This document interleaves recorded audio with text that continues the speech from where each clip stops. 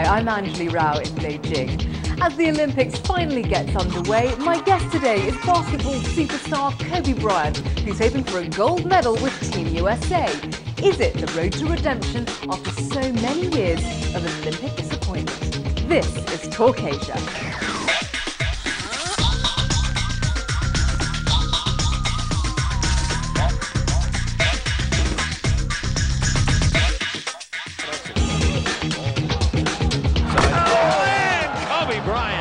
He's one of the most gifted players in NBA history, a 10-time All-Star and 3-time NBA champion.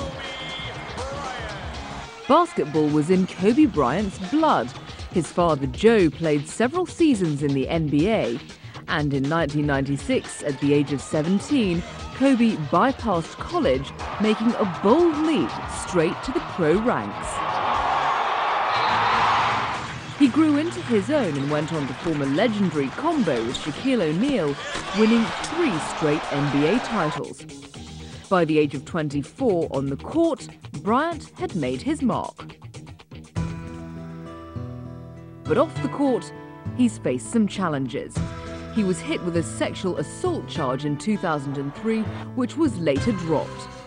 Bryant maintained his innocence all along, and his marriage survived. In recent years on the court, Bryant has established himself as an all-time great. The 29-year-old recently wrapped up his best season ever, in which he led the LA Lakers back to the NBA Finals. He also secured the highly coveted League MVP, or Most Valuable Player award. Now, at his first Olympics, Kobe Bryant is hoping to add a gold medal to his crowded trophy case.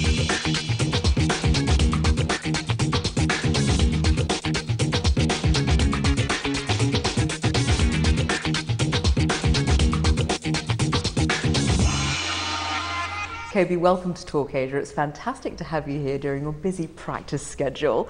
Now, this Sunday you're going to be playing what would be the biggest basketball game in China's history. How are you feeling about everything?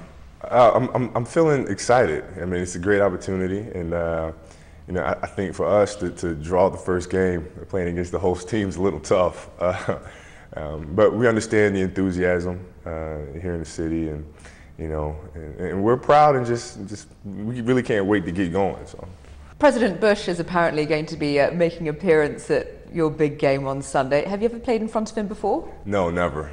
No, never. And I think it just shows, the support, not only for us, but for all U.S. athletes, and how important this is, how special this Olympic is, and it's just a tremendous honor to be able to do that. Doesn't that add a little bit of pressure, though, when you picture yourself on the court doing your thing, turn around, and there's President Bush watching your every move? I haven't really thought about it, but now that you bring it up, yeah, it is. Sorry about that. Yeah, it's you just try to go out there and do what you do best, and see what happens. Hope you don't stink too bad. I suppose that's the most that can be said for any of us. Obviously, you're going to be up against Yao Ming.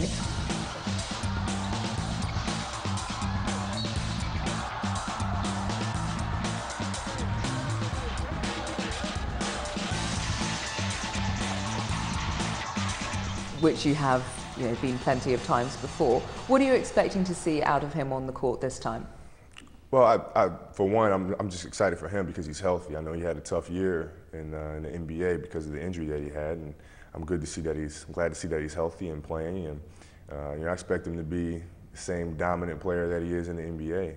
And we have our hands full with him, to say the least.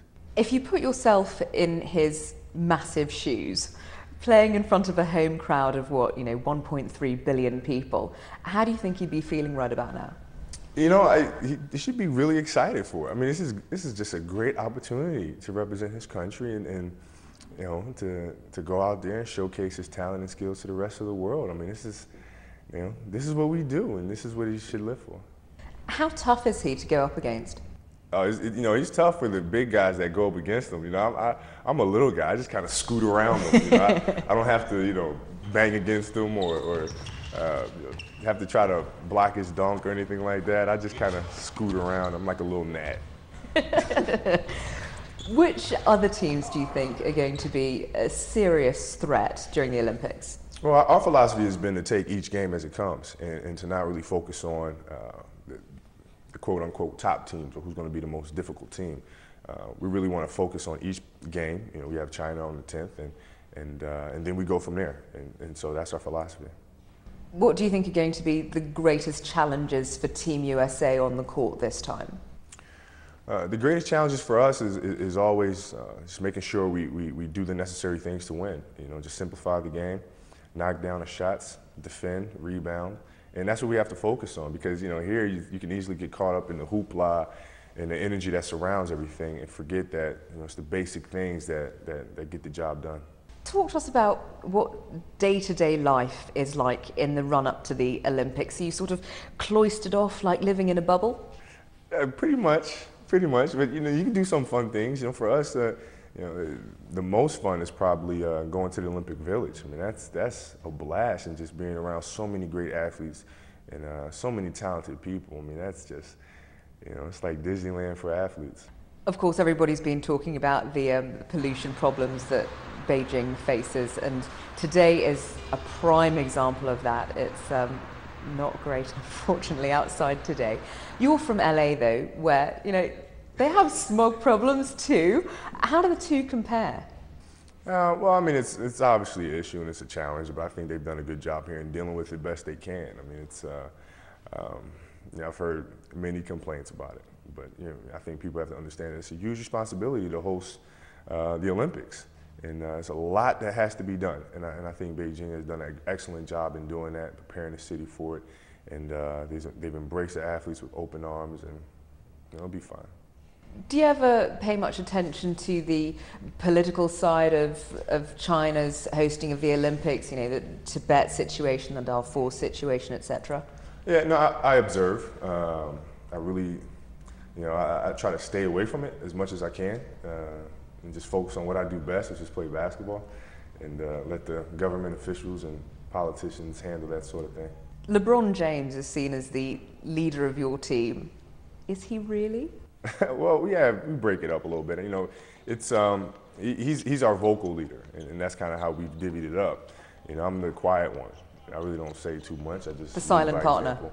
Yeah, well, yeah, that's me. I just, you know, I just lead by example and do what I do best, and team follow suit. How good are you at taking orders? Who, me at taking orders? Oh, I'm great at taking orders. I'm great at taking orders, and Coach K has handed down, you know, quite a few, and we follow suit, we follow his lead, and come the 10th, we'll be ready to go. What about when other players say to you, you know, hey, you know, I really think that you did this wrong, or you should have done that better?